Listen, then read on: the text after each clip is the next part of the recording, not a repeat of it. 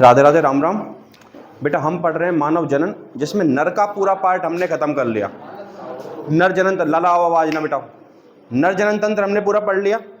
नर युग्मक का निर्माण हमने पूरा पढ़ लिया। उसके बाद उसका हार्मोन नियमन पढ़ लिया और युग्मक की संरचना पढ़ ली। यानी कि नर वाला पार्ट लगभग हमारा पूरा खत्म। अब पढ़ेंगे बेटा मादा जनन तंत्र। मादा जनन तंत्र से शुरू करेंगे, फिर मादा के युग्मक यानी अंडाणु का निर्माण, अंडाणु जनन देखेंगे, उसकी संरचना देखेंगे और फिर उनका युग्मनज करेंगे। निषेचन के बाद युग्मनज, युग्मनज के बाद भ्रूण, भ्रूण के बाद विदलन से सीधा खत्म कर। चलो बेटा संरचना। यार मैं भाई उल्टी सीधी हो रहे जाओ।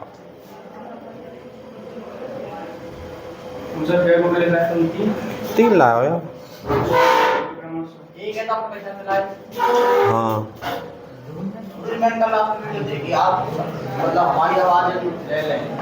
हाँ, वो मैंने ब्लॉक ना कर रहा कि ना।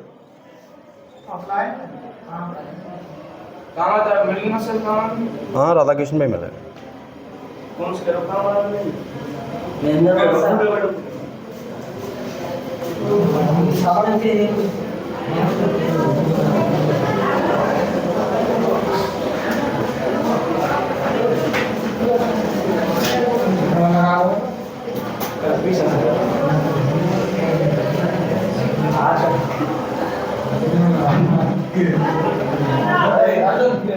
लालाओ अब आवाज ना भाई।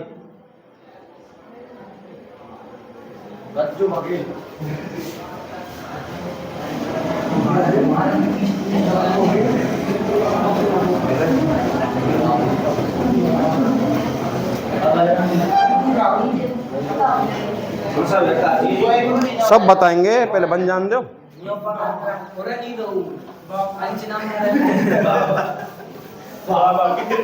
कंचना में एक चीज और दिखाऊं तो और तुम तीनों जने एक दूसरे के पास ही लगे तुम्हारा घर।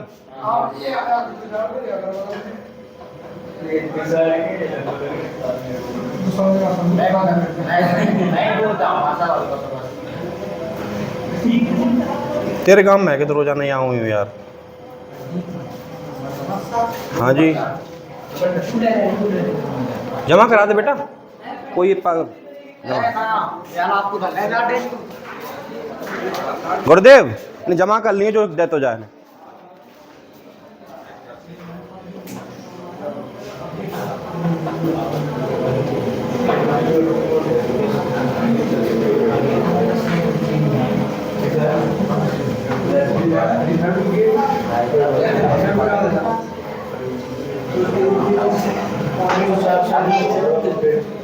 हाँ भाई लाओ ध्यान बोर्ड पे। हम पढ़ रहे हैं बेटा मादा जनन तंत्र। मादा जनन तंत्र में बेटा जो प्राथमिक लैंगिक अंग है वो कौन सा है? मैं कछ और पकड़ ले तो हुए जाता। गधा हो।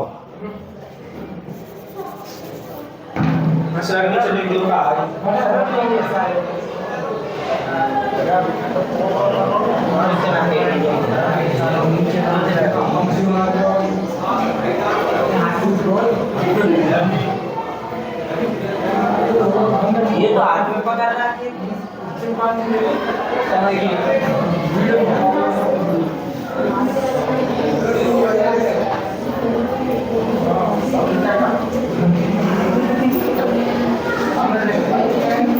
चलो बेटा ध्यान दो सबरे। जैसे हमने नर जनन तंत्र में देखा था बेटा, वहां पे एक प्राथमिक लैंगिक अंग था। कौन सा?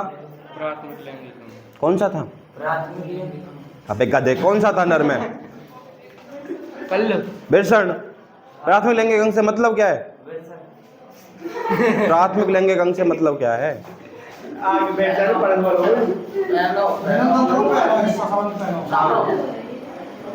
दो पॉइंट बताए थे। प्राथमिक लैंगिक अंग के लिए दो पॉइंट होते हैं। एक तो उसमें युग्मक का निर्माण होता हो, दूसरा गौड़ लैंगिक हार्मोन का स्राव होता हो।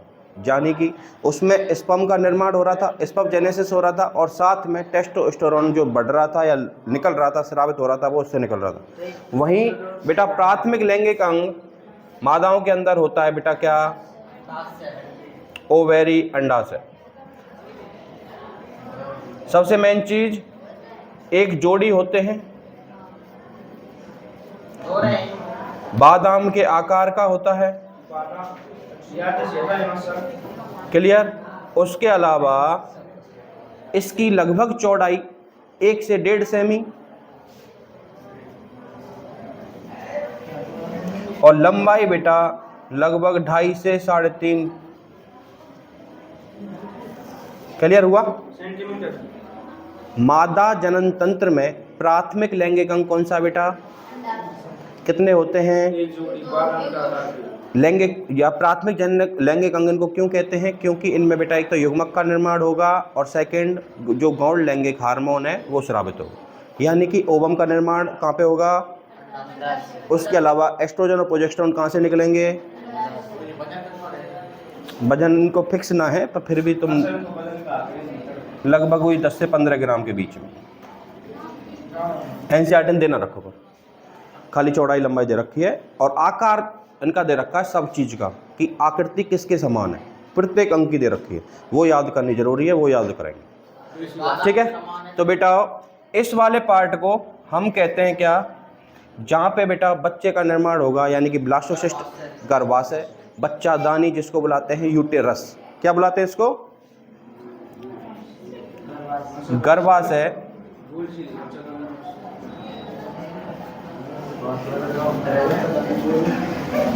जिसको दूसरा नाम क्या है बेटा?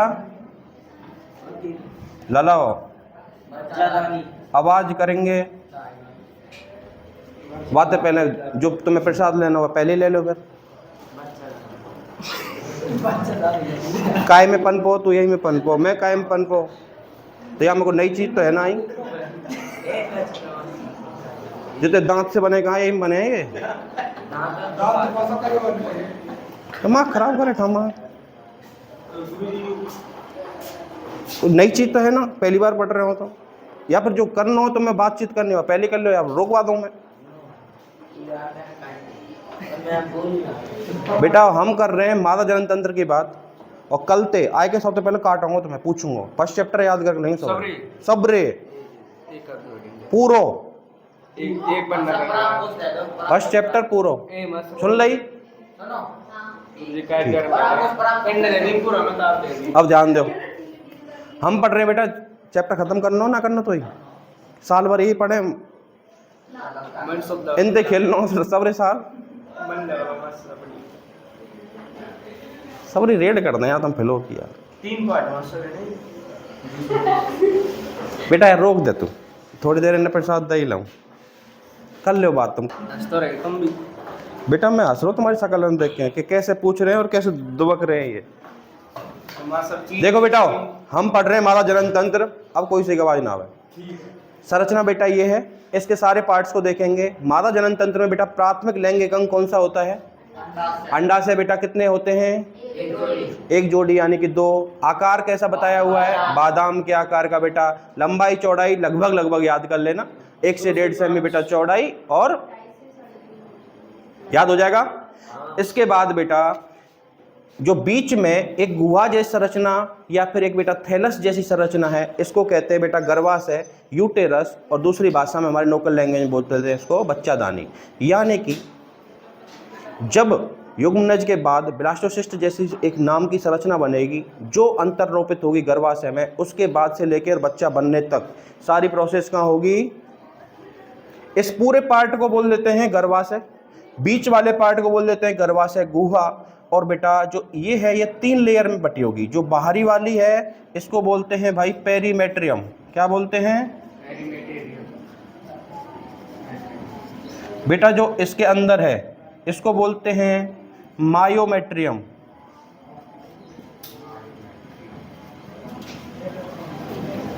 और बेटा जो अंदर झिल्ली नुमा संरचना है इसको बोलते हैं एंडोमेट्रियम। तीनों नाम याद हो जाएंगे। गर्भाशय की 3 लेयर, सबसे बाहरी पेरीमेट्रियम, बीच वाली मायोमेट्रियम, आंतरिक वाली एंडोमेट्रियम। बेटा क्लियर हो गया। उसके बाद बेटा इसमें से दो हाथ जैसी संरचना निकली होती हैं जिनको बेटा अंडवाहिनी क्या कहते हैं, दूसरा नाम बेटा डिंब वाहिनी, तीसरा नाम बेटा फैलोपियन ट्यूब, तीनों इसी के नाम है। फैलोपियन नलिका कह दो, याद हो जाएगा बेटा। जो गर्भाशय से दो हाथ जैसी संरचना निकली हुई हैं उनको बेटा अंडवाहिनी, डिंबवाहिनी या फैलोपियन ट्यूब, तीनों एक ही के नाम। ये बेटा मोस्टली 3 भागों में बटी होती है, लेकिन चाहे तो हम 4 भागों में बांट सकते हैं। कैसे?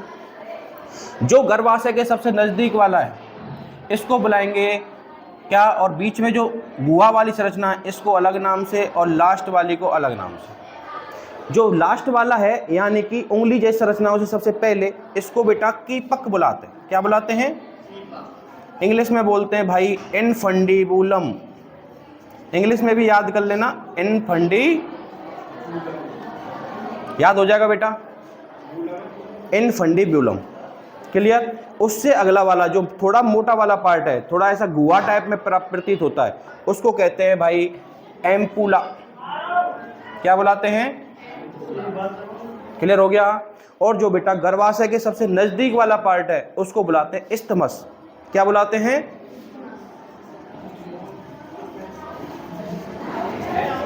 एनसीईआरटी में इसके लिए एक विशेष सा नाम लिखा हुआ है, संकीर्ण पथ नाम से कोष्टक में। तो इनकी बेटा तीनों की आकृति देखेंगे हम, तीनों की आकृति दी हुई है। इनफंडिबुलम बेटा एक प्रकार से कैच के निक काम आती है। एक एग्जैक्ट लाइन लिखी हुई है कि जब अंडाशय से, ओवेरी से जो अंडाणु है वो बेटा अंडोत्सर्ग करेगा, अंडाणु ओव्यूलेशन होगा, तो उस टाइम पे उसको कैच करने का काम कीपक और फिमरी करते हैं। फिमरी किसे? बेटा उंगली जैसी संरचना दिख रही है हाथ में, ये बेटा इसको बुलाते हैं फिमरी। क्या बुलाते हैं? इसके लिए एक वर्ड और दिया हुआ है आपके एनसीईआरटी में, झल्लरी। याद हो जाएगा। इसके अलावा बच्चा इनके लिए संरचना क्या है? ये तो बेटा उंगली जैसी संरचना है। इसका क्या काम है? एग्जैक्ट लाइन लिखी हुई है कि जब अंडाशय से अंडोत्सर्ग होगा तो अंडाणु को कैच करने का काम करता है। तो ये बेटा जो कैच करता है यानी कीपक बोल सकते हैं उसको हम। और इसकी संरचना देख रखी है फनल शेप्ड। कैसी शेप? फनल का मतलब जानते हो? जब बेटा हम किसी कट्टी में तेल वगैरह करते हैं तो कीप यूज करते हैं, उसको बेटा फनल बोलते हैं। तो इसको कीप नुमा या फनल शेप कहते हैं। कैसी कहते हैं? फूल तो बेटा वैसे कहते हैं हम लोग, कीप बोलते हैं उसको। याद हो जाएगा। इसको बेटा अंडवाहिनी तो पूरी हो गई। एम्पुला बेटा थोड़ा फूला हुआ भाग है। कैसा है? और ये है संकीर्णमा। कैसा?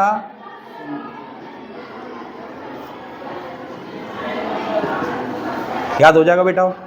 इनकी भी में तीनों की संरचना दे रखी है उसने। क्या दे रखी है? जो पेरीमेट्रियम है, बाहरी सबसे लेयर, किसकी? गर्भाशय की, उसके बारे में लिख रखा है कि ये बेटा कैसी होती है? झिल्ली नुमा। कैसी? झिल्ली नुमा मतलब जो बाहरी है बेटा, पेरीमेट्रियम सबसे बाहरी। झिल्ली का मतलब, झिल्ली का काम क्या होता है? चीज़ों को संभाल के रखना, उनको शेप में रखना, उनकी रक्षा करना। तो बेटा ये झिल्ली नुमा कैसी है? इसको बेटा शेप में रखेगी, इसकी रक्षा करेगी। बीच वाली मायोमेट्रियम, इसको बेटा बोलते हैं पेशीय। क्या बोलते हैं? पेशीय भी कैसी बेटा? चिकनी पेशियों की। आपने 11वीं क्लास में पढ़ी होंगी, पेशी 2 प्रकार की होती है बेटा, एक चिकनी पेशी और दूसरी खुरदरी पेशी। जो चिकनी पेशी होती है बेटा वो अनैच्छिक पेशी कहलाती है। क्यों? क्योंकि बेटा उन पे हमारा काबू नहीं है, यानी कि वो शरीर के पीयूष ग्रंथि के और पूरे शरीर के मेंटेन करने के लिए अपने हिसाब से अपने आप में बदलाव करती हैं। जैसे मेरी आंख अपने आप थोड़ी देर 2 मिनट में 3 मिनट में जब भी झपकेगी बेटा वो अनैच्छिक है। मेरा हृदय स्पंदन कर रहा है वो बेटा अनैच्छिक है। ऐसे ही बेटा इसमें जब प्रसव का टाइम होगा, जब बच्चा का भ्रूण का पूर्ण विकसित हो जाएगा, तो उस टाइम पे मैंने बोला था आपको यूटेरस में तीव्र संकुचन होता है, बोला था बेटा। तो ये तीव्र संकुचन कहाँ होगा बेटा? इसी लेयर में होगा। लिख सकता हूं मैं कि जो बीच वाली लेयर है मायोमेट्रियम, तीव्र संकुचन किस समय बेटा? प्रसव के समय। कहाँ पे होगा? मायोमेट्रियम में होगा। इतनी बात क्लियर। इसके अलावा बेटा एंडोमेट्रियम के बारे में लिखा हुआ है ग्रंथिल। क्या लिखा हुआ है? ग्रंथिल। ग्रंथि का क्या काम है बेटा?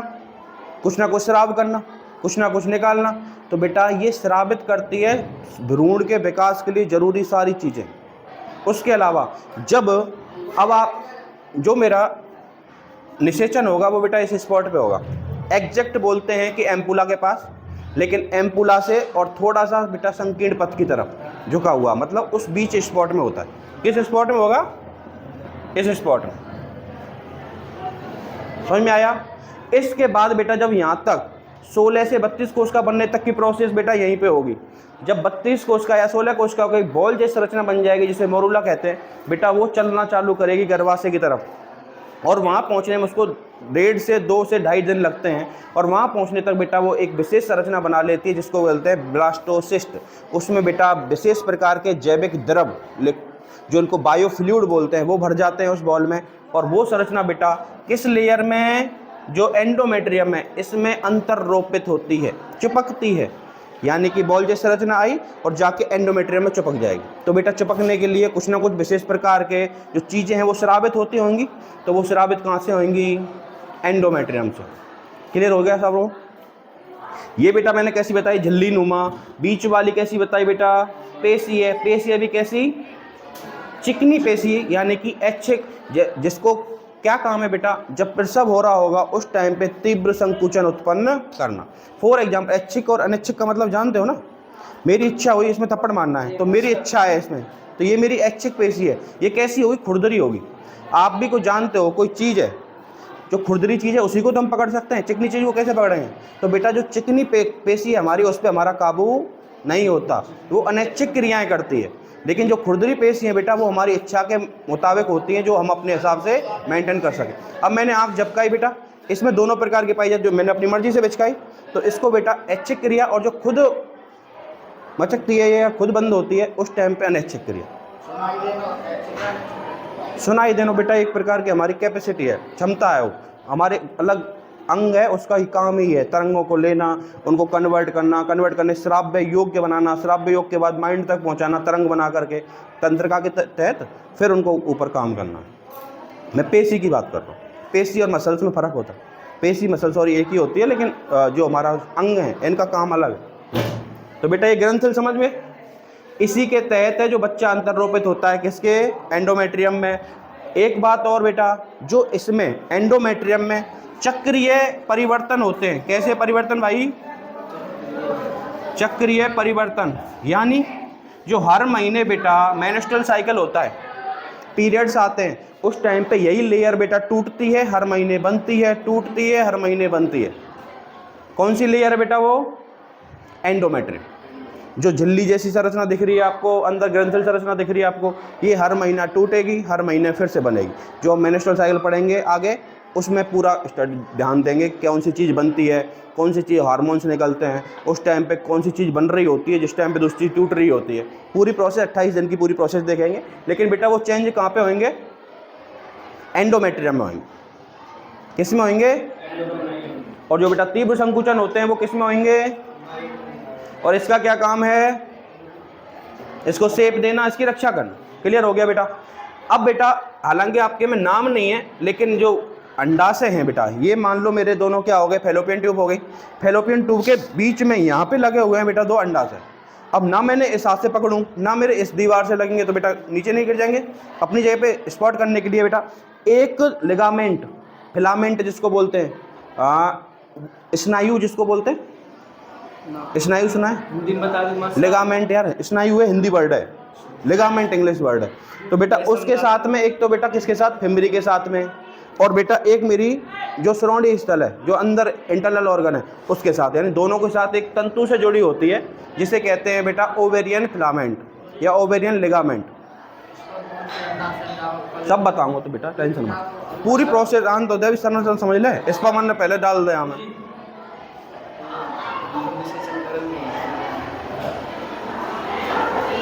अब तक जो मैंने बताया वो तेने पूछो ना, पूछो ना, मैंने खुद बताया ना। सारी जो चीज़ चल रही हैं वो मैं बता रहा हूँ ना मस्जिद है, वाई बताऊँगा। तो गधा एक एक लंग तो चल रहे हैं ना, पहले हमने ये पढ़ा, फिर हमने ये पढ़ा, इसके बाद अब ये पढ़ लिया, अब किसकी बारी है? जिंदगी में एक ही चीज़ ना हो करे बेटा, थोड़ा यार पेशेंस तो रखो। ये समझ गए कौन से फिलामेंट के तहत जुड़ी होगी बेटा? ओवेरियन फिलामेंट जिसको बोलते हैं। क्या बोलेंगे?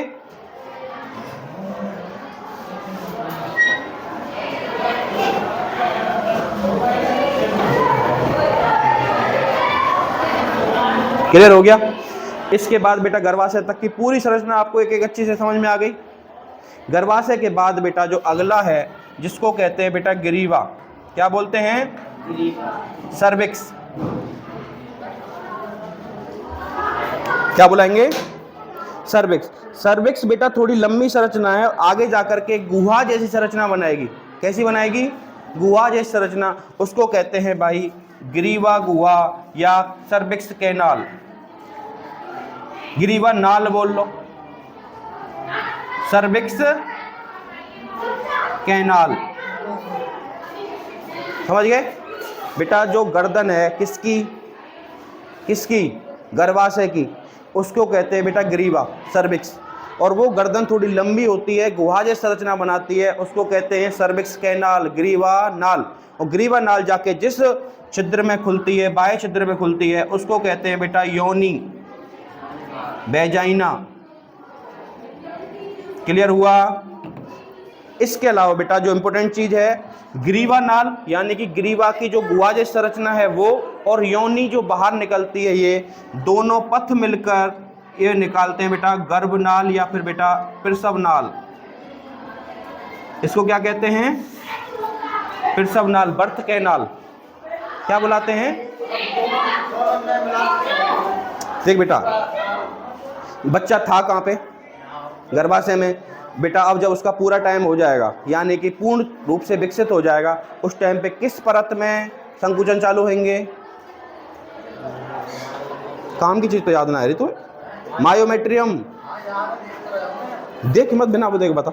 मायोमेट्रियम में क्या होगा बेटा? तीव्र संकुचन चालू होगा। बच्चा बेटा सबसे पहले कहाँ आएगा? गर्भाशय की जो नीचे वाली गुहा है उसमें।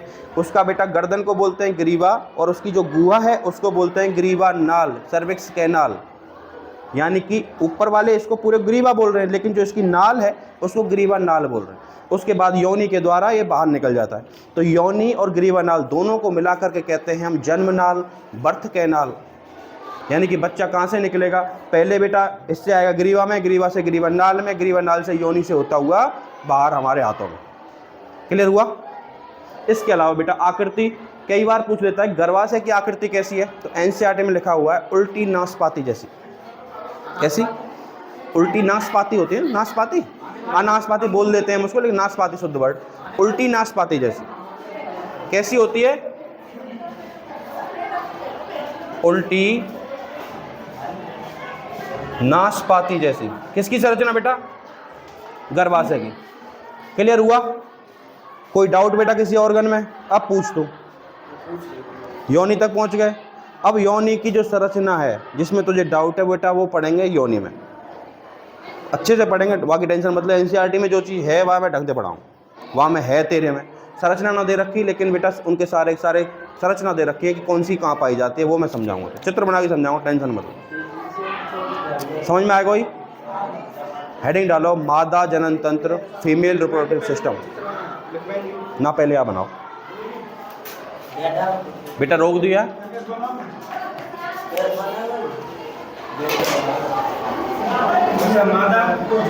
जनन तंत्र।